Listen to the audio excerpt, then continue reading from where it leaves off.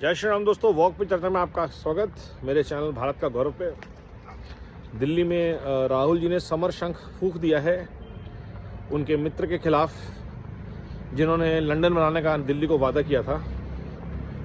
और अब देखना ये है कि ये दोनों जो इंडिया अलायंस के पार्टनर्स हैं, ये एक दूसरे का सच जनता को कितना बताते हैं। क्योंकि भाजपा ये बात हमेशा से कहती आई है कि केजरीवाल कांग्रेस का ही अंश है और एक करण अर्जुन आपस में भिड़ रहे हैं, जहां पे कुंती बैठ के देख रही हैं।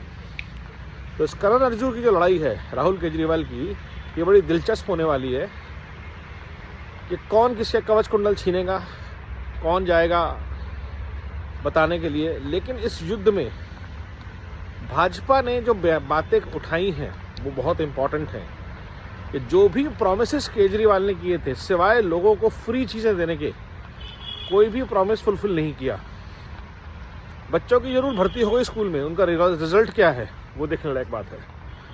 बहुत सारे बच्चों को एंटरप्रेन्योर बनाने का प्रयास शुरू किया गया था, आज तक पता नहीं। टीचर्स फॉरेन जाएंगी पढ़ने के लिए, एजुकेशन ट्रेनर्स के लिए, बच्चे जाएंगे, कितने गए पता नहीं है, कोई रिकॉर्ड नहीं है। और जितने भी रेवोल्यूशनरी आइडियाज थे वो सब फ्री की राजनीति में कन्वर्ट होकर रह गए या भ्रष्टाचार की बलि चढ़ गए।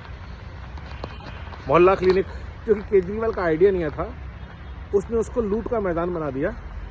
कैसे? सारे मोहल्ला क्लिनिक जो हैं वो किसी ना किसी आप वॉलंटियर के घर, मोहल्ले या दुकान पे हैं, और उसका किराया मार्केट से डबल है।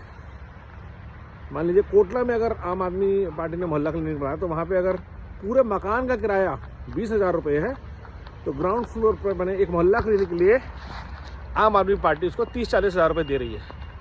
तो उस कार्यकर्ता की रोजी रोटी सेट हो गई। तो CPIM का जो मॉडल है लेफ्टिस्ट का, कि अपने कार्यकर्ता को हर जगह सेट कर दो ताकि आपके साथ भी रहें, उनके हिस्से, उनके टुकड़े भी जाते रहें। और ऐसे अनेकों उदाहरण, जितने आपके ऑफिस बियर थे उनको मिनिस्टर्स के साथ जोड़ दिया गया, वॉलंटियर्स के साथ जोड़ दिया गया, उनको उनके हिस्से की रोटी दे दी गई, बोटी और रोटी।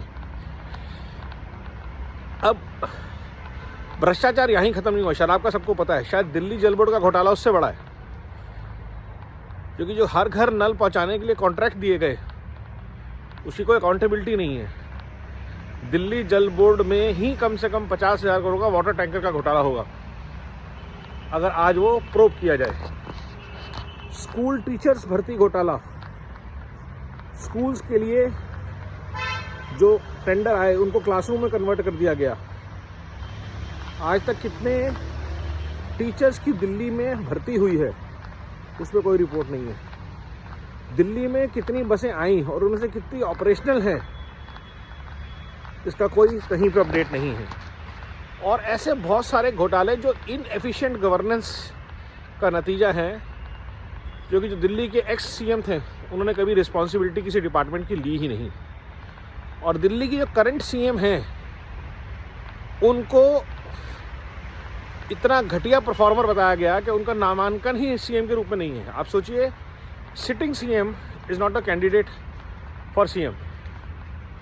इससे बड़ी क्या हो सकती है घटना?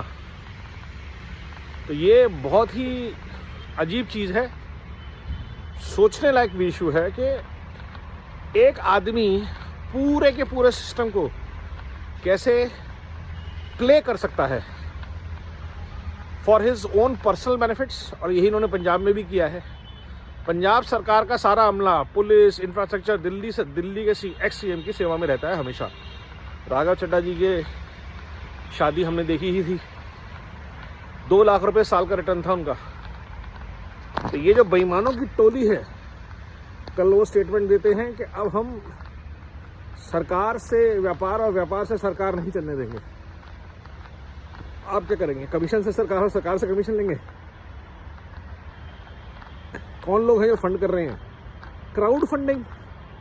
क्राउड फंडिंग के नाम पे ये जो पैसा वाइट करते हैं, इसका घोटाला हमको 10 साल पहले ही पता लग गया था कि लोगों को ब्लैक का पैसा कैश दिया जाता है और फिर उनको बोला जाता है 2-2 हज़ार, 5-5 हज़ार, 8-8 हज़ार, 10 हज़ार करके डालते जाओ अकाउंट में। जिसका कोई रिकॉर्ड नहीं रखना, डिक्लेरेशन नहीं है, बैंक ट्रांसफ़र नहीं दिखाना। तो ऐसे करके क्राउड फंडिंग की जाती है, और एक क्राउड फंडिंग का नेक्सस भी लेफ्टिस्ट इकोसिस्टम की खासियत है। तो किसी भी तरह से ये जो सोनिया के करण अर्जुन है, राहुल गांधी के बारे में तो खैर चर्चा करना बेमानी है, लेकिन वो केजरीवाल को इस पर फाइट देंगे, क्योंकि केजरीवाल ने शीला दीक्षित को हराया था और कांग्रेस में कई अच्छे कैंडिडेट हैं भी। तो ये इंटरेस्टिंग होगा कि कांग्रेस कितने ज़ोर से इस इलेक्शन में लड़ती है, जो जब राहुल जी तीसरी शक्ति बन के उभरे हैं, उन्होंने भाजपा के लिए बहुत तगड़ा काम किया है।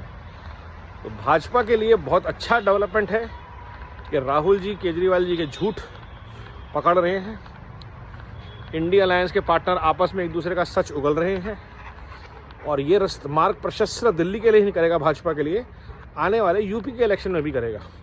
क्योंकि अखिलेश यादव और लालू जी के पुत्रों को भी समझना पड़ेगा कि उनका जो इंडिया अलायंस का साथी है, वो किसी भी अलायंस पार्टनर की कभी भी बजा सकता है, गद्दारी कर सकता है, पीठ में छुरा घोंप सकता है।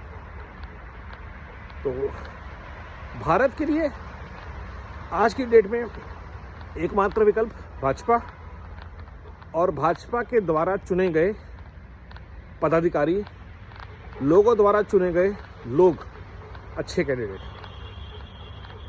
वंदे मातरम, नमो भारत, जय हिंद।